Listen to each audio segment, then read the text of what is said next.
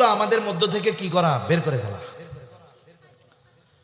আমানতদারিতার ব্যাপারে স্বচ্ছ ধারণা থাকার দরকার। আমানতদারিতার ব্যাপারে স্বচ্ছ ধারণা না থাকার কারণে অনেক মুমিন অনিচ্ছায় আমানতের খেয়ানত করে ফেলে। মনে করেন একটা মানুষের এই জ্ঞান নাই, এটা জানা নাই যে আগুনে হাত দিলে পুড়ে যায়, সে জানে না। কিন্তু বলেন তো, না জেনে সে যদি আগুনের মধ্যে হাত দিয়ে দেয়, আগুন কি বলবে নাকি? উনি তো জানে না, পোড়ানোর দরকার নেই, বলবে না পুড়ে যাবে। আমানতদারিতার বিষয় আমাদের জানা জরুরি ছিল, আমরা জানি নাই বিধায় ওই ধরনের কাজ করলে যে খেয়ানত হবে না, বিষয়টা এমন নয়। এই জন্য এই বিষয়গুলোর ব্যাপারে স্বচ্ছ ধারণা আমাদের সকলের থাকার দরকার। তাহলে আসেন আমরা একটু জানি, যেই কয়েকটা আমার জেহেনে আসে, মনে আসে, আমি সেই কয়েকটা বলবো। এক নাম্বার, আমানতদারিতা হয় লেনদেনের মধ্যে, আদান প্রদানের মধ্যে। একজন আমার আপনার কাছে আমানত রেখেছে, দায়িত্ব হলো হুবহু আমানতের ওই বস্তুটাকে হেফাজত করা। আমানত আর সাধারণ জমা, এই দুইটার মধ্যে মাসালাগত তফাৎ আছে।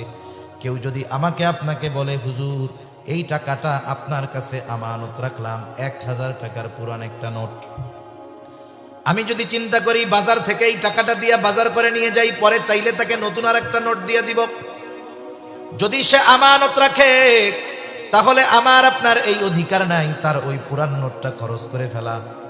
বরং যেটাই আমানত রেখেছে সেটা ছেঁড়া হোক আর নতুন হোক, ওইটাই হুবহু আমাকে আপনাকে সংরক্ষণ করতে হবে। এটাই হলো আমানতদারিতা। আমি অনেক আগের মানুষের কথা বলবো না, একেবারে নিয়ারেস্ট, নিকটবর্তী অতীতের কিছু মানুষের কথা বলবো। যেমন আল্লামা শাহ আহমদ শফি রহমাতুল্লাহ আলাইহের পরে হাটহাজারীর মুহতামিম ছিলেন আল্লামা ইয়াহিয়া রহমাতুল্লাহ আলাই। খুব বুজুর্গ একজন মানুষ। উনি মারা যাওয়ার পরে ওনার ব্যাগের মধ্যে ছেলেরা যখন খুঁজতেছে কি পাওয়া যায়, কি আছে, খুঁজে দেখতেছে কয়েকটা কাগজের মধ্যে, প্যাকেটের মধ্যে কিছু কিছু লোকের আমানত আছে। কোন তারিখে আমানত রাখছে, কে রাখছে, এমনও আমানত ওনার কাছে রাখা আছে, তার নাম ঠিকানা সব আছে, কিন্তু তার মোবাইল নাম্বার নাই, কারণ এত আগে রাখছে, ওই সময় মোবাইল ছিল না। হুবহু যেইটা রাখছে ওই রকম টাকা পয়সা ওই প্যাকেট করে রাখছে, কিছু কিছু টাকার মধ্যে ফাঙ্গাস পড়ে গেছে এতকাল থাকার কারণে। সেজন্য আমানতের বিষয়টা একটু ব্যতিক্রম। কারো আমানত যদি আমার আপনার কাছে থাকে, সেটা আমানতের বস্তু হোক আর সাধারণ হকের বস্তু হোক, আমার আপনার উচিত এই বিষয়গুলো যথাযথভাবে মালিককে ফিরায় দেওয়া, ঠিক কিনা বলেন? সেজন্য সাধারণত লেনদেনের ক্ষেত্রে এই বিষয়টা আমাদের কম বেশি জানা আছে, এজন্য এটা আর লম্বা করব না। 2 নাম্বার, আমানতদারিতা হয় কথার মধ্যে, কথাও কিন্তু আমানত হয়। রাসূল আকরাম সাল্লাল্লাহু আলাইহি ওয়াসাল্লাম বলেন, ইযা হাদ্দাসার রাজুলু সুম্মা ইলতাফাতা ফাহিয়া আমানাতুন। নবী বলেন, যখন কেউ কথা বলে আর এদিকে সেদিকে তাকায়, ফাহিয়া আমানাতুন, ওই কথাটাও আমানত হয়ে যায়। কেউ আমার আপনার কাছে এসে কথা বলতেছে, কথা বলার সময় এদিকে তাকায় ওদিকে তাকায়, কেন তাকায়? আমি বুঝতেই পারি যে সে চায় না তার এই কথাটা আমি ব্যতীত অন্য কেউ শুনতে পাক, ঠিক কিনা বলেন? কিছু বলা লাগবে না, শুধু ডানে বামে তাকিয়ে কথা বলেছে, অটোমেটিকলি ওই কথাটা আমার আপনার কাছে আমানত, আমি অন্য কারো কাছে আর বলতে পারবো না। কিন্তু আমাদের অভ্যাসের ব্যতিক্রম। কেউ যদি বলে, হুজুর আপনার কাছে বললাম, আপনি আর কারো কাছে কিন্তু বললেন না, কাজ সারা। সে আমার আপনার চোখের আড়াল হওয়ার আগে আরেকজনের কাছে না বললে আমার পেটে আর কতটা হজম হয় না, পেটের মধ্যে পুটপুট শুরু হয়ে যায়। লোকটা চোখের আড়াল হওয়ার আগে আরেকজনকে ডাক দিয়া বলি, শোনো লোকটা আমারে কি বলছে জানো? বলে না, বলে খুব বিশ্বাস করে আমাকে, আমার কাছে এই কথাটা বলছে, কারো কাছে বলতে মানা করছে, আমি শুধু তোমারে কইলাম, তুমি কিন্তু কাউরে কইও না। ও কি চিন্তা করবে? হুজুরেও তো বলছিল কারো কাছে না বলার জন্য, তাহলে একজনের কাছে মনে হয় বলা যায় যাচ্ছে, এই জন্য হুজুর আমার কাছে কইছে, আমিও একজনের কাছে কই। ও এবার আরেকজনকে বলবে, হুজুর কি মিথ্যা বলে নাকি না? বলে, হুজুর আমাকে অমকের ব্যাপারে এই কথাটা বলছে, আমারে খুব বিশ্বাস করে, আমি শুধু তোমারে কইলাম, তুমি কাউরে কইও না। ও আরেকজনের কাছে বলবে আমি তোমারে কইলাম, তুমি কাউরে কইও না। এইভাবে যেই কথাটা শুরুতে একজনের কাছে আমি বলছিলাম, বলছি আমি একজনের কাছে, দুপুর হইতে হইতে ওই কথাটা পৌঁছায় গেল 100 জনের কাছে। বলেন তো খেয়ানত কি একটা আছে নাকি 100টা হয়ে গেছে? এখন কথা হইল 100 খেয়ানত কেমনে হইল, কেন হইল? বলে 100 খেয়ানত হওয়ার কারণে দায়ী হলাম আমি। এই জন্য নবীজি বলেন, দুনিয়াতে কেউ যদি কোনো ভালো কাজের সূচনা করে, নেক কাজের সূচনা করে, ওই ভালো কাজ, নেকের কাজ দুনিয়াতে যতদিন চলে, যত মানুষ করে, ওই শুরু করনেওয়ালা কবরে শুয়ে শুয়ে ওর ওই ভালো কাজের প্রতিদান পেতে থাকে।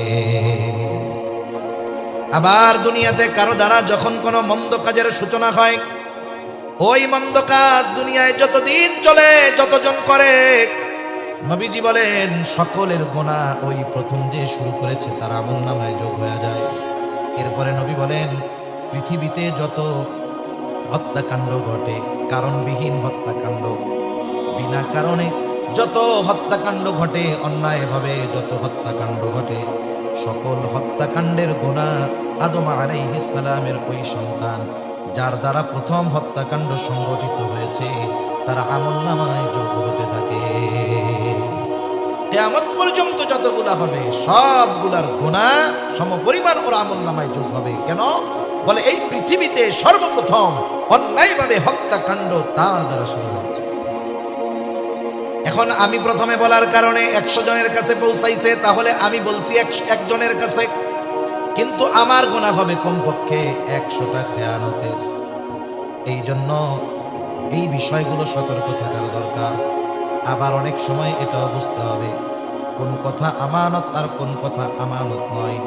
সাধারণত একটা মানুষের যদি ন্যূনতম কমন সেন্স থাকে, বুদ্ধি থাকে, কথা বলার পরে সে বুঝতে পারে এই কথাটা গোপন রাখা দরকার নাকি এই কথাটা বলে দেওয়া দরকার।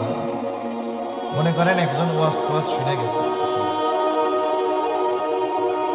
গেছে, যাওয়ার সময় একজন ওনারে বলতেছে, চাচারে বলতেছে, ডানে বামে তাকাই এরকম বলতেছে, আমি স্কুল বাড়িতে শুনে বসেছি। এখন চাচা মনে করতেছে কি ওয়াজ যে হুজুর করলো, ডানে বামে তাকাইয়া বললো যে আমি ওই বাড়িতে চুরি করবো, এটা তো কথাটা আমানত হয়ে গেছে। এখন যদি আমি বাড়িওয়ালারে বইলা দেই হবে খেয়ানত, আর যদি না বলি বাড়িওয়ালার বাড়ি চুরি হয়ে যাবে, বিপদ আছে না নাই? এখন বলেন তো, আপনার কাছে কেউ যদি গোপনে এসে এমন কোনো কথা বলে যেই কথার দ্বারা মানুষের ক্ষতি হবে, ইসলামের ক্ষতি হবে, দেশের ক্ষতি হবে, এই ধরনের কথা গোপন রাখা যাবে না? বলে দিতে হবে, সতর্ক করে দিতে হবে, এগুলো বলা দরকার।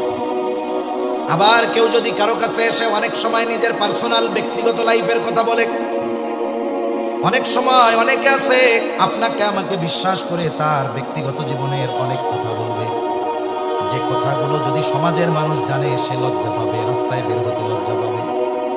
আবার কিছু বিষয় আছে মানুষ বলতে না পারার কারণে কিন্তু হার্ট অ্যাটাক করে। চিকিৎসা বিজ্ঞান বলে মানুষ যেই কথাগুলোর কারণে কষ্ট পায়, মাত্রাতিরিক্ত টেনশন করে, ওই ধরনের কথা যদি সে চাপিয়ে রাখে, কারো কাছে না বলতে পারে, তাহলে তার স্ট্রোক করার সম্ভাবনা বহুগুণ বেড়ে যায়। এখন মনে করেন আমার আপনার কাছে আইসা একজন গোপনে তার সব কথা বলছে, কিছু পারিবারিক কথা বলছে, মনে করেন কথাবার্তা এমন অবস্থায় গেছে বউ ধইরা তারে পিটাইছে কথার কথা। সমাজে অনেক আছে, আমাদের কাছে অনেক সময় মেসেজ দিয়ে বলে, ফোন দিয়ে বলে হুজুর এইরকম সংসার করতেছে, বলতে পারি না কার কাছে, আপনাদের কাছে বলি, বললে একটু বুকটা হালকা হয়, বলে কার কাছে বলি? এগুলো তো আর বন্ধু বান্ধবের কাছেও বলা যায় না, ওগুলোর দিয়েও বিশ্বাস নেই, বলে দিবে মানুষের কাছে। এখন বলেন এইরকম একটা কথা আমার আপনার কাছে বলছে, কেন বলছে? আমাকে বিশ্বাস করে, আমার প্রতি আপনার প্রতি আস্থা আছে, এই জন্য তার এই ব্যক্তিগত লাইফের একটা কথা আমার আপনার সাথে শেয়ার করছে। বলেন তো এই কথাটা যদি সমাজের মানুষ জানে, লজ্জা পাবে কি পাবে না? এখন আমার সাথে এখন তার সম্পর্ক ভালো, আমি এই কথাটা গোপন রাখলাম। আমাদের দেশে তো একটা মানুষের সাথে সম্পর্ক সবসময় সবার ভালো থাকে না, সম্পর্কেরও জোয়ার ভাটা হয়। এক সময় সে আমার দলের মানুষ ছিল, এই জন্য আমি তার গোপন কথাটা কারো কাছে বলি নাই, কিন্তু একটা সময় সে আমার বিরোধী দলের হয়ে গেছে। এখন এক সময় ছিল বন্ধু, এখন সে আমার দুশমন। এখন আমি তার ওই গোপন কথাটাকে অস্ত্র বানাই, বলি বেশি ত্রিং বিরিং করবা না, কথা যদি বলো সব তোমার ব্যাপারে জানি, মানুষের কাছে কিন্তু পেয়ে দিব, হাতে হাড়ি ভাঙা দিব, তখন কিন্তু লজ্জায় মুখ দেখাইতে আমানত কি শুধু বন্ধুর কথাকে রাখতে হবে, অথবা আমানতের হেফাজত কি শুধু মুমিনদেরটাই করতে হবে? এমনটা নয়, বরং কোনো কাফেরও যদি আপনার আমার কাছে কোনো বস্তু, কোনো কথা আমানত রাখে, তারটাকেও হেফাজত করতে হবে। রাসূল আকরাম সাল্লাল্লাহু আলাইহি ওয়াসাল্লাম কেমন আমানতদার ছিলেন, আমরা কেমন আমানতদার নবীর উম্মত। নবীজির আমানতদারিতার ব্যাপারে আলাদাভাবে বলতে গেলে লম্বা সময় চলে যাবে। দুই একটা কথা বলি। এই উপমহাদেশে ব্রিটিশ শাসন আমলে একজন ইংরেজ ঐতিহাসিক এসেছেন। তিনি এখানে এসে দেখলেন, মুসলমানদের সাথে মিশলেন, মুসলমানদের আচার আচরণ আখলাকে তিনি মুগ্ধ হয়ে গেলেন। তিনি জানতে আগ্রহী হলেন মুসলমানেরা এই ধরনের আখলাক কিভাবে অর্জন করলো। তিনি আলোচনা তাদের সাথে চলাফেরার মাধ্যমে জানতে পারলেন মুসলমানেরা এই আখলাক অর্জন করেছে মুহাম্মদুর রাসূলুল্লাহ সাল্লাল্লাহু আলাইহি ওয়াসাল্লামের থেকে। এখন উনি নবীজির ব্যাপারে একটু পড়াশোনা শুরু করছে জানার জন্য। উনি নবীজির ব্যাপারে ব্যাপক জানা শোনার পরে উনি একটা নবীজির জীবনী লিখছেন, সিরাত লিখছেন। এই সিরাতে উনি নবীজির আখলাকগুলোকে, চরিত্রগুলোকে আলাদা আলাদাভাবে সুন্দরভাবে উল্লেখ করছেন। একজন অমুসলিম সে তার ভাষায় নবীজির ব্যাপারে বলতেছে যে মুহাম্মদ এমন আমানতদার বিশ্বস্ত মানুষ ছিল, সে মুসলমানদের প্রফেট, মুসলমানদের নবী। তাকে নবুয়ত দেওয়ার আগেই সে কাফেরদের কাছ থেকেই আল আমিন, আস সাদিক, সত্যবাদী, আমানতদার এই উপাধি তারা সে লাভ করেছিল। সুবহানাল্লাহ।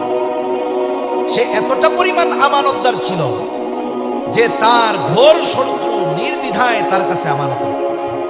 মানে তার শত্রু তার কাছে আমানত রাখতে কোনো কুণ্ঠাবোধ করতো না, সংকোচ বোধ করতো না। তারা জানতো যে আমরা মুহাম্মাদের যতই বিরোধিতা করি না কেন, মুহাম্মদ এই বিরোধিতার কারণে, শত্রুতার কারণে কখনো আমাদের আমানতের খেয়ানত করবে না। সুবহানাল্লাহ। যার বিরুদ্ধে, যাকে হত্যার ষড়যন্ত্র করতেছে, তার কাছে আমানতের বস্তু নির্দ্বিধায় রাখতেছে। কেমন আমানতদার নবী ছিলেন। রাসূল আকরাম সাল্লাল্লাহু আলাইহি ওয়াসাল্লামের উপরে যখন কাফেরদের জুলুম নির্যাতনের মাত্রা বেড়ে গেল, আল্লাহ তাআলা হিজরতের ব্যাপারে খবর জানায় দিলেন, অচিরেই আপনার হিজরত হবে। তবে কোন দিন হবে, কোন সময় হবে, আল্লাহ তাআলা দিনক্ষণ নির্দিষ্ট করে জানান নাই, প্রস্তুত থাকতে বলেছেন।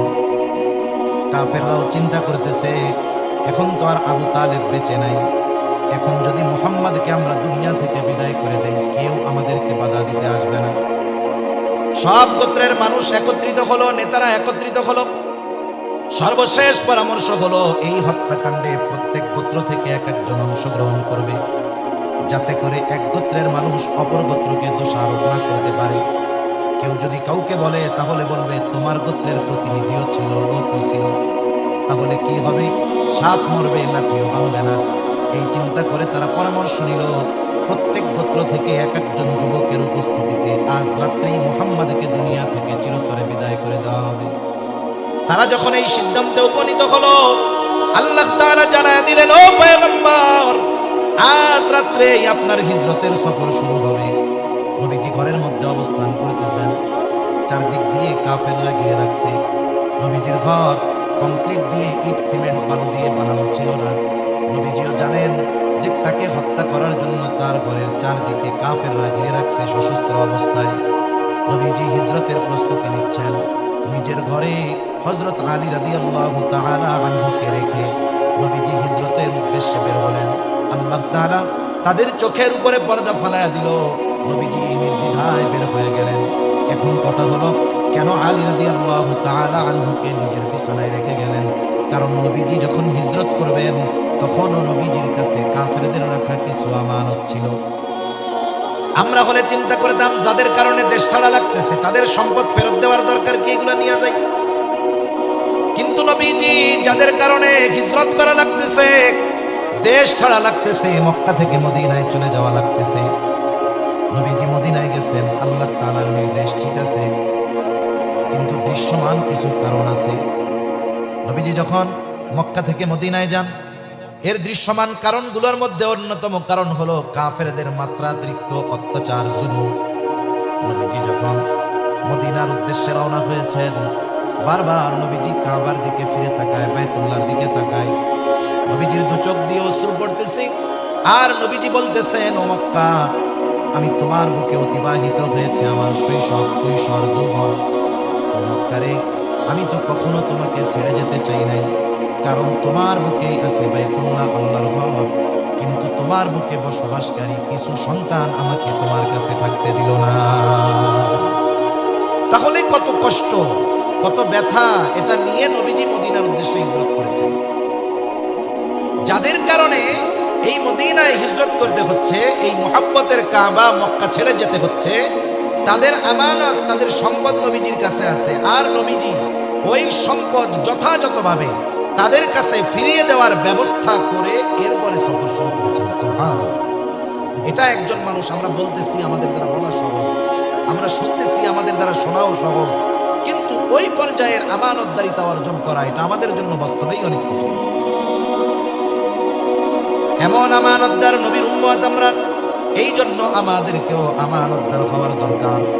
তাহলে এক নম্বর জানলাম, লেনদেনের মধ্যে আমাদের আমানতদারিতা অর্জন করে দেওয়া হবে।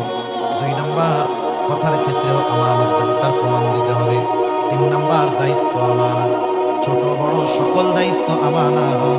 এখন তো এমন এক জামানা চলতেছে, যেই জামানায় দায়িত্ব নেওয়ার জন্য প্রতিযোগিতা করা হয়, আবার অনেক সময় দায়িত্ব কেনার জন্য বিপুল অঙ্কের টাকা ব্যয় করা হয়। অনেক টাকা ব্যয় করে মানুষ দায়িত্ব নিতে চায়। আমি কাউকে ইন্ডিকেট করে উদ্দেশ্য করে বলতেছি না, যা দেখি তাই বলি। মনে করেন অনেক জায়গায় শুনি এরকম যে নমিনেশন, চেয়ারম্যানই নমিনেশন নিতে 5 কোটি টাকা হয়েছে। কত ব্যয় হয়েছে? 5 কোটি টাকা। উনি চেয়ারম্যান হবেন কেন? উনি চেয়ারম্যান হবেন যখন নমিনেশন পাইছেন, পোস্টার যখন বানান, মার্কা লেখার পরে লেখা থাকে না, অমুক তারিখে অমুক ভাইকে এই মার্কায় ভোট দিয়া জনগণের সেবা করার সুযোগ করে দেন। তাহলে উনি বলতে চাচ্ছে কি, এই চেয়ারম্যানের দায়িত্ব উনি নিতে চান জনগণের কি করার জন্য? কথা বলে না, কি করার জন্য? আচ্ছা, যেই লোকটা 5 কোটি টাকা খরচ করে নমিনেশন কিনতে পারে, ওর কি জনগণের সেবা করার জন্য চেয়ারম্যান হওয়া লাগবে? বুঝেন নাই? তার কি চেয়ারম্যান হওয়া লাগবে?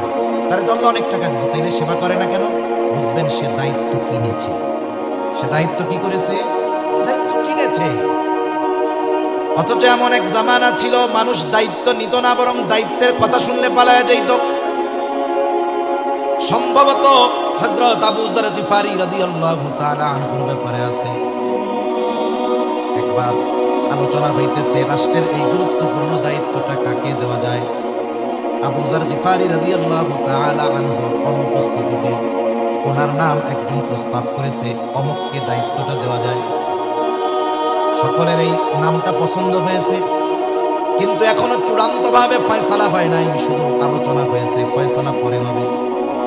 এই মজলিসের মধ্য থেকে একজন গিয়া আবু যর গিফারিকে বলছে, শোনো, রাষ্ট্রের অমুক দায়িত্ব তোমাকে দেওয়া হতে পারে, এই ব্যাপারে আলোচনা চলতেছে। এই খবর যখন ওনার কানে গেছে, পেরেশান, টেনশন, যদি দায়িত্ব দিয়ে দেওয়াই হয় তাইলে কি হবে? এই দায়িত্ব দিয়ে দেয় নাকি এই ভয়ে উনি রাতের বেলায় এলাকা ছেড়ে চলে গেছে।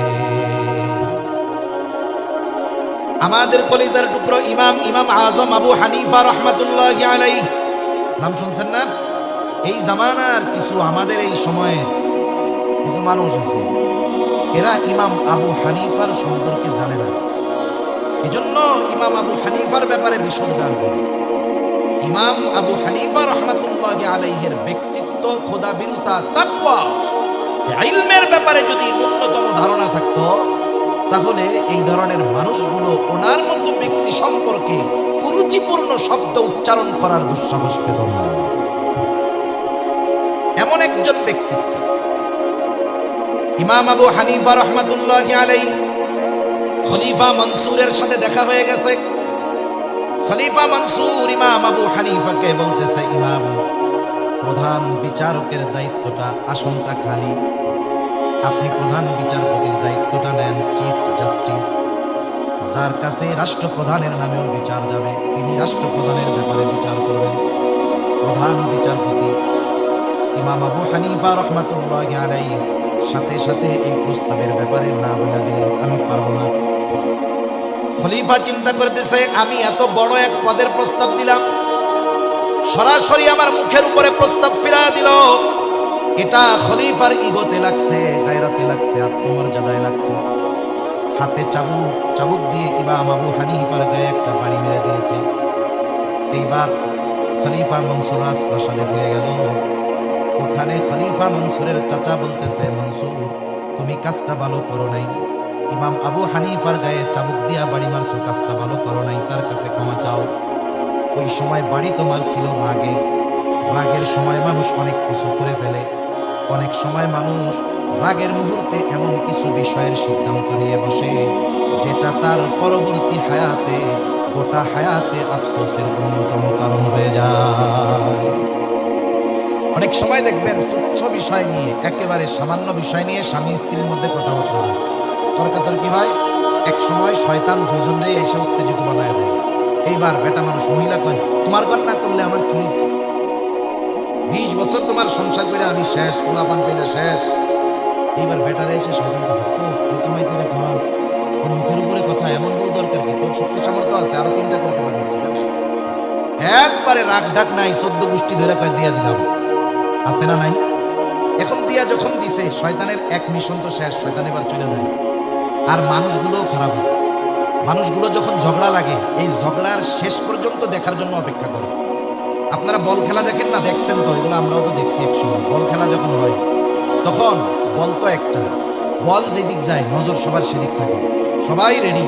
যখন প্লেয়ার মেরে দিছে বল, গোলরক্ষক আর ধরতে পারে নাই, তখন যেই দল গোল মেরে দিছে সেই দলের দর্শক কি করে? লাফাইয়া উঠে 5 হাত উপরে, গোল কয়ে লাফ মারে, মারে কি মারে? এতক্ষণ কিন্তু সব চুপ, নিস্তব্ধ, নীরব, শুধু দেখতেছে কি হয়। যখন স্বামী স্ত্রীর ঝগড়া চলে, ওই রকম দর্শক চারদিক দিয়ে দেখে যে গোল কোন সময় হবে। যখন চাচা বলে দিয়া দিলাম তোর 14 গোষ্ঠী ধরে সবগুলা, এইবার সকলে লাফায় ওঠে, আরে চাচা করলেন, আরে চাচা করলেন কি? কেন? এর আগে মহিলারা মহিলাটাকে দূরে নিয়ে যেতে পারলো না, পুরুষরা মিলে পুরুষটাকে দূরে নিয়ে যাইতে পারলো না, মাথার মধ্যে পানি ঢেলে দিতে পারলো না। তখন দেখা যাইতো দুজন যখন দুজনের সামনে না থাকতো, রাগটা কমতো, হয়তো এই ধরনের কঠিন সিদ্ধান্তে তারা যেত না। এখন যখন তালাক দেওয়া হয়ে গেছে, শয়তান চলে গেছে, এবার এইসব মোহাব্বত ঢুকায় দেয়। হুজুরের কাছে গিয়া বলে, হুজুর কাজ ছাড়া কি করছো? কয় 14 গোষ্ঠী ধরে দিয়া দিছি। কেন দিছো? বলে হুজুর রাগ হইয়া দিছি। কেউ খুশিতে এই কাজ করে না, রাগ হয়েই করে। এই জন্য গোটা জীবনের একটা মূল নীতি আমরা শিখে রাখবো, রাগ অবস্থায় অন্য কিছু যত কিছু করা হয় হোক, কিন্তু রাগান্বিত অবস্থায় কখনো চূড়ান্ত সিদ্ধান্ত নিব না। আপনার রাগ আসছে, মাত্রাতিরিক্ত রাগ, একটা কিছু ভেঙে ফেললেন, ভিন্ন কথা, কিন্তু আপনি চূড়ান্ত সিদ্ধান্ত নেবেন ঠান্ডা মাথায়। আপনি যদি রাগান্বিত অবস্থায় সিদ্ধান্ত নিয়ে নেন, সেটা কার্যকর হবে এবং পরবর্তীতে আজীবন পস্তানোর একটা কারণ হবে, ঠিক কিনা? এখন বাড়ি তো মারছে, ওই সময় রাগ ছিল, এখন তো রাগ নাই, মাফ চাইতে গেলে তো লজ্জা লাগবে। চিন্তা করেছে তার বিশ্বস্ত সহচরকে পাঠায় দিবে, পাঠায় দিছে ইমাম আবু হানিফার কাছে। বলতেছে ইমাম আবু হানিফাকে গিয়ে বলবা খলিফা তার আচরণের কারণে লজ্জিত, ক্ষমা চেয়েছে, মাফ করে দেন। সাথে সাথে 1 থলে স্বর্ণ মুদ্রা দিয়া বলে, শোনো ইমাম আবু হানিফাকে এটা আমার পক্ষ থেকে হাদিয়া দিয়া দিবা, আর এটাও বলবা এই হাদিয়া যদি আপনি গ্রহণ করেন তাহলে খলিফা নিশ্চিত হবে যে আপনি তাকে ক্ষমা করে দিয়েছে। লোকটা চলে গেছে ইমাম আবু হানিফার কাছে। ইমাম আবু হানিফার কাছে গিয়ে বলতেছে যে খলিফা ওই আচরণের জন্য লজ্জিত, দুঃখিত, মাফ চাইছে, মাফ করে দেন। ইমাম আবু হানিফা বললেন ঠিক আছে, মাফ করে দিছি। এখন ওই লোক বলে, আপনি যে মাফ করলেন, খলিফা তো নিশ্চিত হবে তখন এই যে হাদিয়া দিয়েছে এটা আপনি যখন গ্রহণ করবেন তখন। ইমাম আবু হানিফা বলতেছে, না, হাদিয়া গ্রহণ করা যাবে না, তুমি নিয়ে যাও, মাফ করে দিছি।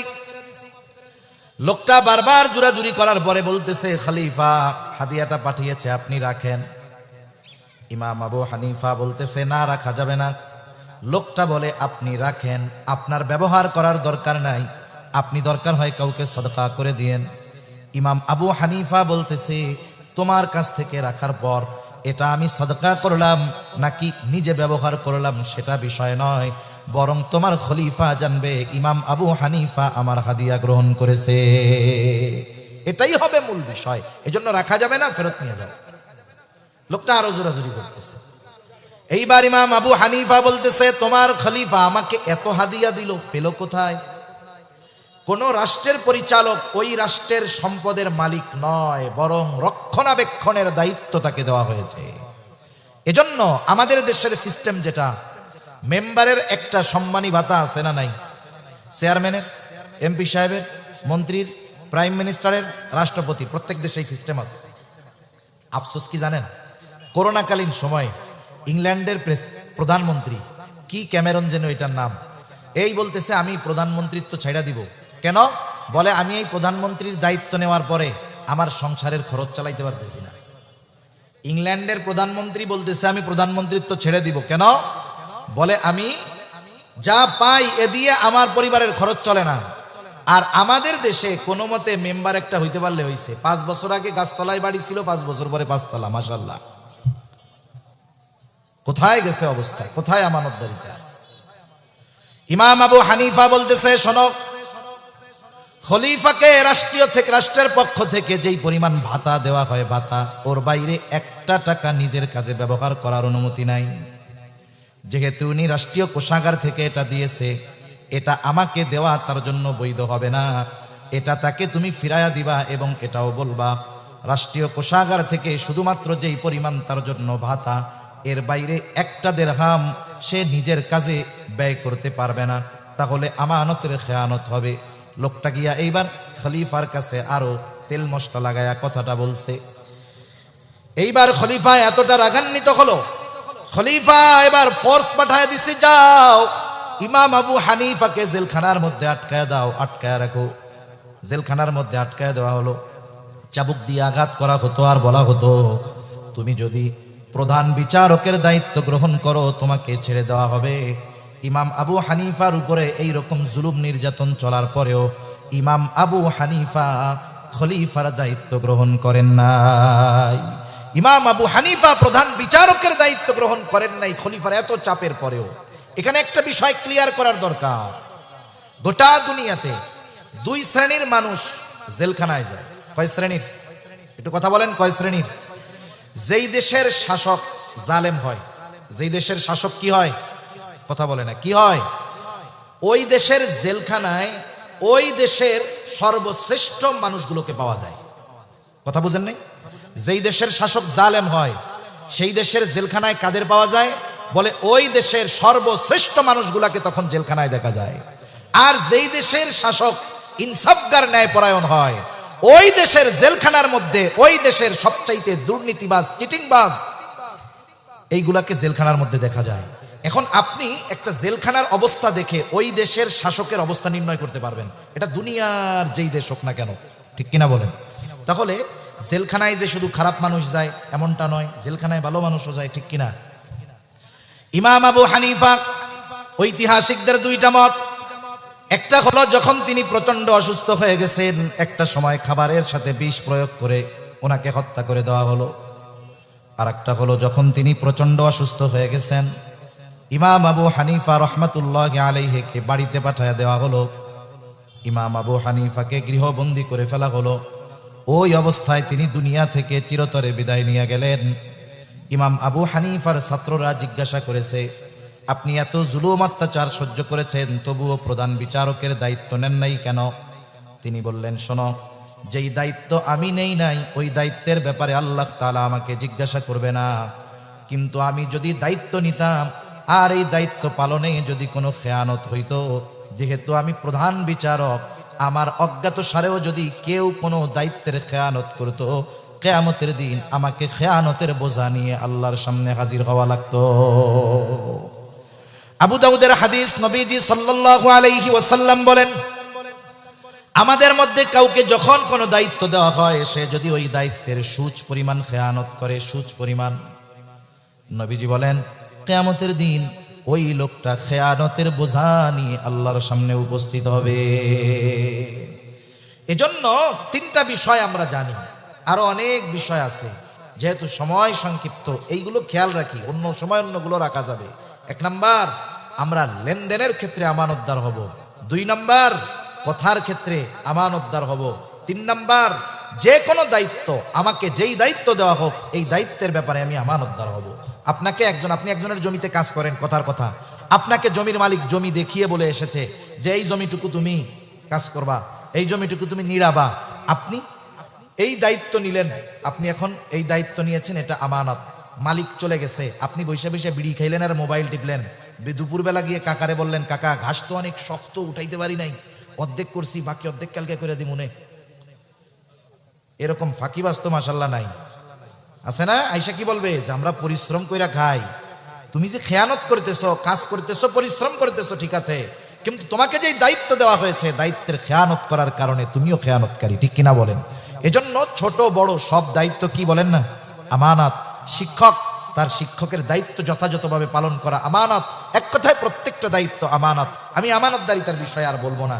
দ্বিতীয় বিষয় যেটা আল্লাহ তাআলা বলেন, ওয়াইদা হাকামতুম বাইনান নাসি আন তাহকুমু বিল আদল, তোমরা যখন মানুষের মধ্যে বিচার আচার করবা, ন্যায় বিচার করবা, সেটা রাষ্ট্রের প্রধান বিচারক হোক, জজ কোর্টের জজ হোক, আর গ্রাম্য সালিশ হোক। গ্রাম্য সালিশের মধ্যে যখন কেউ বিচারের সুযোগ পাবে, আমাদের দেশে কিছু সালিশকারক আছে, এটা হলো কিসের করাত জানি কয়, দুই পাশেই কাটে। হ্যাঁ, রামের করাত, যাইতেও কাটে আসতেও কাটে, আছে না?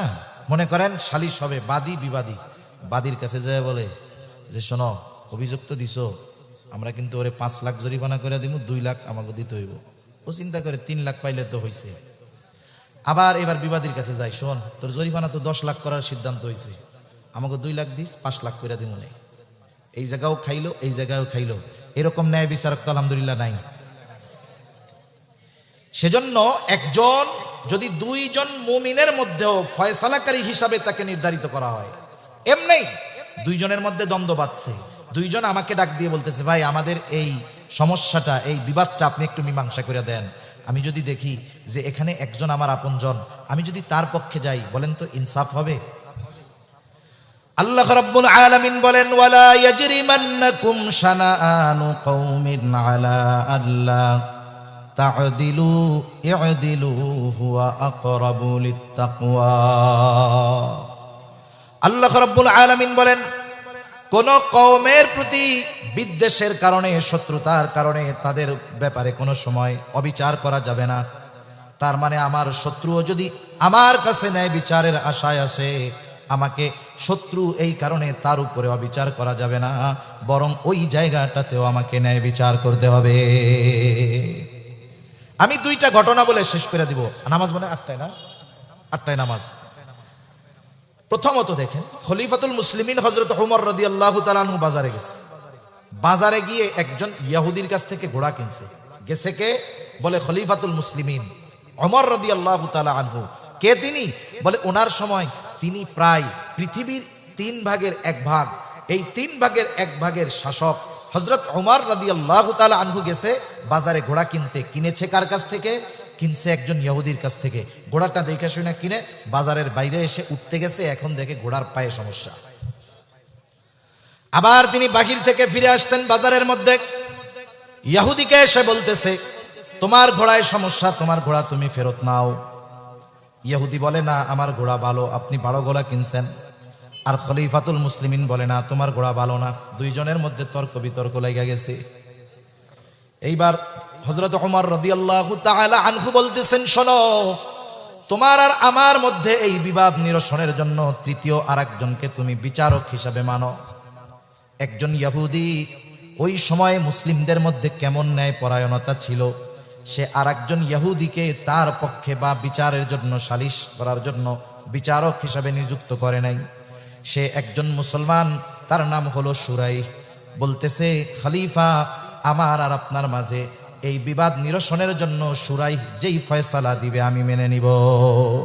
খলিফাতুল মুসলিমিন বললেন, হ্যাঁ ঠিক আছে, আমরা যদি আমাদের দেশের বড় কোনো নেতার ব্যাপারে এই রকম সালিশ দেওয়ার সুযোগ পাই, সালিশ করার, তাইলে আমার নেতা উনি আসলে কি হকদার নাকি না হক, নাকি উনি জালেম, ওইটা দেখবো না। যে ওনার বিরুদ্ধে বিচার চাইবে তার ঠ্যাং ভাঙা দিয়া বলবো, স্যার আপনিই ঠিক। ঠিক কিনা বলেন? সুরাই কি করছে? সুরাই এইবার 2 জনের কথাই সুন্দরভাবে শুনছে। বিচারকের জন্য এটা একটা শিক্ষা, নবীজির এক হাদিসের মধ্যে আসছে, সে বাদী বিবাদী উভয়ের কথা সমগুরুত্ব সহকারে শুনবে, এরপরে ন্যায় পরায়ণতার ভিত্তিতে সে ফয়সালা দিবে। এখন উনি দুইজনের কথাই শুনছে, শোনার পরে বলতেছে, খলিফাতুল মুসলিমিন আপনি কি চান? বলে আমি তো ঘোড়াটা ফেরত দিতে চাই। বলতেছে আপনি ঘোড়া ফেরত দিবেন এবং ইহুদি ঘোড়া ফেরত নিতে বাধ্য। তবে আপনি যখন ঘোড়া কিনেছিলেন ঘোড়ার অবস্থা কেমন ছিল? বলে যখন দেখছি তখন তো ভালো ছিল, কিনছি যখন ভালো ছিল, যখন বাজার থেকে বাহিরে নিয়ে গেলাম দেখলাম এই সমস্যা। বলে খলিফাতুল মুসলিমিন ইহুদি ঘোড়া ফেরত নিতে বাধ্য, তবে আপনি যেমন ঘোড়া কিনেছেন তেমনটা তাকে ফেরত দিতে হবে। খলিফাতুল মুসলিমিন চুপ। একটু পরে বলতেছে, হ্যাঁ এটাই ন্যায় বিচার। এটাই কি বলেন? ন্যায় বিচার। এখন রায় দিছে, এটা কি খলিফার পক্ষে গেছে না বিপক্ষে গেছে? গোটা দুনিয়ার মধ্যে দেখবেন প্রধান বিচারক রায় যদি রাষ্ট্রপ্রধানের বিপক্ষে যায়, একেবারে চাকরিশাই জীবন যাওয়ার আশঙ্কা, দেশান্তর হয়ে যেতে হবে, ঠিক কিনা বলেন? কিন্তু খলিফাতুল মুসলিমিন ওমর কি করলেন? সাথে সাথে বলতেছে এটাই ন্যায় বিচার, তুমি আজকেই চলে যাও, কুফার প্রধান বিচারকের আসন খালি, আমি শিলমোহর মাইরা দিলাম, তোমার নিয়োগ দিয়ে দিলাম, আজকেই তুমি চলে যাও, আমার পক্ষ থেকে তোমাকে আজকে থেকে প্রধান বিচারকের দায়িত্ব দিয়ে দেওয়া হলো। এরা ন্যায় বিচার কইরা পাইছে পুরস্কার, আর আমরা ন্যায় বিচার করলে পাই তিরস্কার। এবার একটা হাদিস বলে আলোচনা শেষ। নবীজি সাল্লাল্লাহু আলাইহি ওয়াসাল্লামের কাছে একজন মহিলা চুরি করছে, তার ব্যাপারে বিচার আসছে। মহিলা হলো কুরাইশ বংশের মাখজুম গোত্রের মহিলা। কুরাইশ বংশের তিনটা গোত্র ছিল সবচাইতে প্রসিদ্ধ। একটা হলো হাশেমি, যেই গোত্র হলো পৃথিবীর সর্বশ্রেষ্ঠ গোত্র। আমার আপনার নবী এই গোত্রে জন্মগ্রহণ করেছেন, কুরাইশ বংশের হাশেমি গোত্র। আরেকটা হলো উমাইয়া, আরেকটা হলো মাখজুম। এই মাখজুম গোত্রের মহিলা একজন চুরি করছে। কুরাইশ বংশের মহিলা, গোত্র ভিন্ন কিন্তু বংশ তো কুরাইশ, চুরি করছে। এখন সাহাবা একরাম চিন্তা করতেছে, নবীজি ভিতরে চিন্তা করতেছে, নবীর বংশের মহিলা চুরির কারণে যদি হাত কাটা যায় তাইলে কাফেররা বলা বলি করবে, দেখ নবীর বংশের এই যে মহিলারা চুরি করে বেড়ায়। আমাদের সমাজে অনেক সময় আসে না, মোল্লা হোক মুন্সি হোক আর যে হয় তা হোক, এক বংশের একজন মানুষ চুরি করছে, আমাদের অভ্যাস কি? এখন ওইটা মনে করেন মুন্সি গোষ্ঠীর বা মোল্লা গোষ্ঠীর একটা ছেলে চুরি করছে, আমরা ওই চোরের এই চুরিটার ব্যাপারে সকলকে অপবাদ দেই। মানুষকে কি বলি? ও তোমরা তো চোরের বংশের মানুষ। এখন চুরি তো করছে সে, আপনি যখন গোটা বংশ ধরে উল্লেখ করলেন চোর, অপবাদ দিলেন। ইসলাম থাকলে 80টা বেতের বাড়ি দেওয়া হইতো। ইসলাম থাকলে কয়টা দেওয়া হইতো বেতের বাড়ি? এই যে অপবাদ দিলেন, এতে আপনার কবিরা গুনাহ হয়েছে। এজন্য যে অপরাধ করেছে সে যে বংশের হোক, তার ব্যক্তিগত অপরাধের কারণে গোটা বংশের ব্যাপারে এই অভিযোগ আপত্তি তোলার সুযোগ ইসলাম দেয় নাই। কাফেরদের অভ্যাস ছিল, ইহুদিদের অভ্যাস ছিল।